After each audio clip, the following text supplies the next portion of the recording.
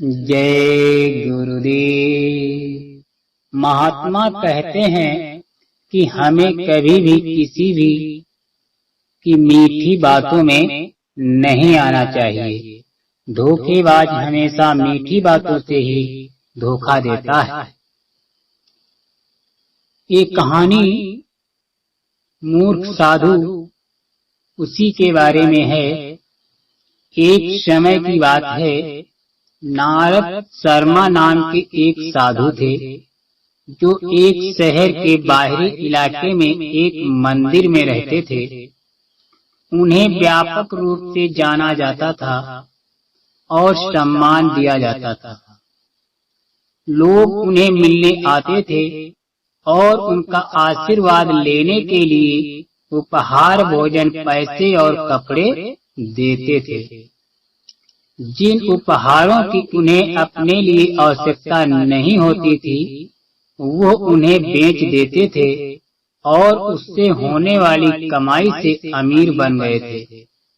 वो किसी पर भरोसा नहीं करते थे। उन्होंने कभी किसी पर भरोसा नहीं किया और इसलिए वो अपना सारा पैसा एक बैग में रखते थे, जिसे वो हर समय अपनी बगल में रखते थे। वो एक क्षण के लिए भी थैला अलग नहीं करते थे। एक दिन एक साधु के पास ठग आया और उसे यकीन हो गया कि जिस थैले पर ये पवित्र व्यक्ति इतना अधिकार रखता है, उसमें निश्चित रूप से बहुत सारा खजाना होगा। उसने साधु के बैग चुराने की योजना बनाई, लेकिन उसे ऐसा करने का कोई तरीका नहीं सूझा। उसने सोचा, मैं मंदिर की दीवार में छेद नहीं कर सकता या ऊंचे दरवाजे पर से छलांग नहीं लगा सकता, लेकिन मैं मीठी बातों से उसे मोहित कर सकता हूँ कि वो मुझे अपने शिष्य के रूप में स्वीकार कर ले। उसने सोचा, अगर मैं एक शिष्य के रूप में उसके साथ रह सकता हूँ तो मैं उसका विश्वास जीत सकता हूँ।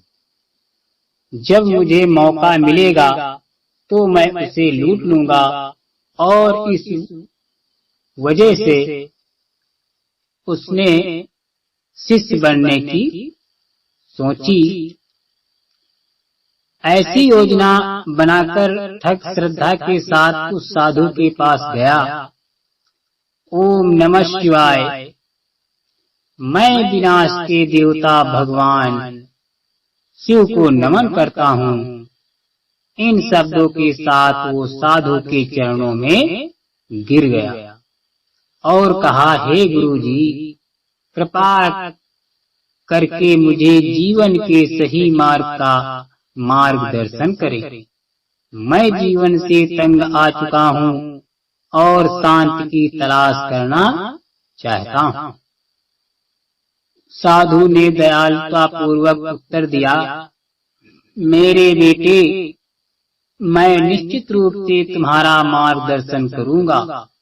तुम धन्य हो क्योंकि तुम इस छोटी उम्र में शांति पाने के लिए मेरे पास आए हो। ठग इसी अवसर की तलाश में था और उसने तुरंत आशीर्वाद के लिए साधु के पैर छुए। हे गुरुजी, कृपया मुझे अपने शिष्य के रूप में स्वीकार करें। आप मुझसे जो भी करने के लिए कहेंगे वो मैं करूंगा। साधु ने उस ठग को अपना शिष्य स्वीकार कर लिया, लेकिन केवल एक शर्त पर। उन्होंने कहा, मेरे जैसे पवित्र व्यक्ति को बिना किसी संगत के अकेले रात बिताने की सलाह दी जाती है। इससे मुझे ध्यान करने में भी मदद मिलती है। इसलिए आपको रात में मंदिर में प्रवेश करने की अनुमति नहीं दी जाएगी। आप मंदिर के द्वार पर एक झोपड़ी में सोएंगे।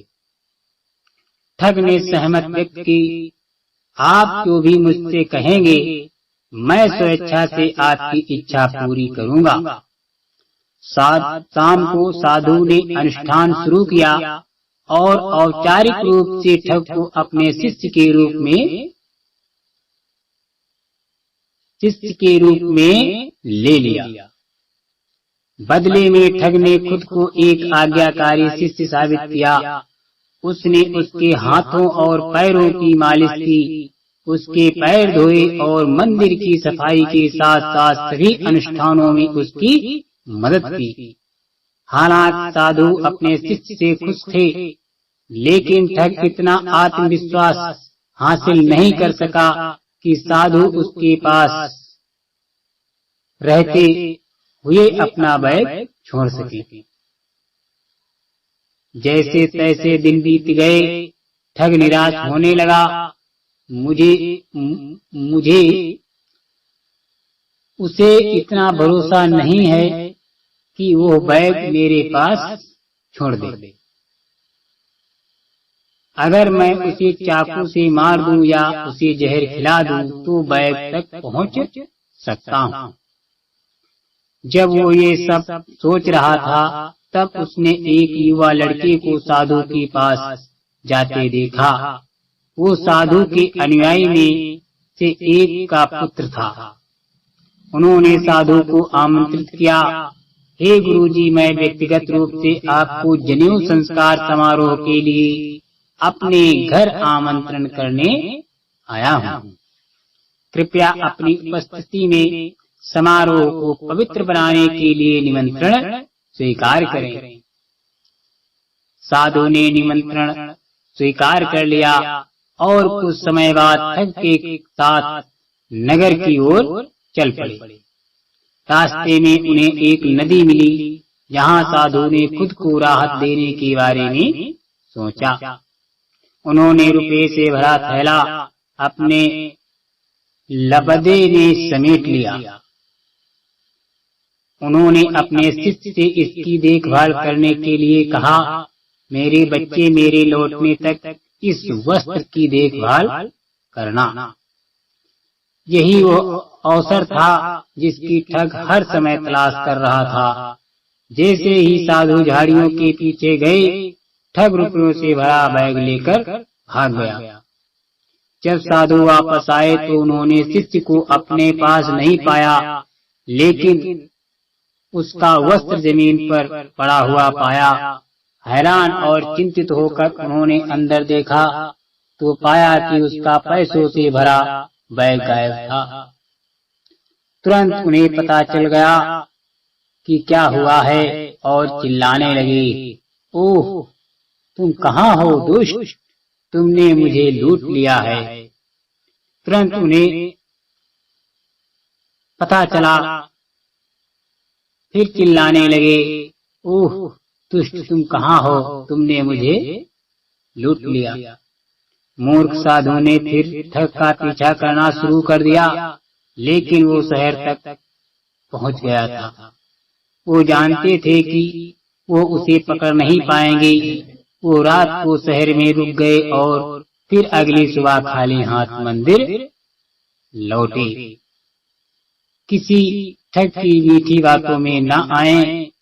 अगर साधु महाराज उसकी बातों में न आते तो शायद इतना बड़ा नुकसान न होता। इसलिए महापुरुष कहते हैं कि किसी की मीठी बातों में आना नहीं चाहिए और जल्द में उसके विचारों पर विश्वास करना नहीं चाहिए। जय गुरुदेव।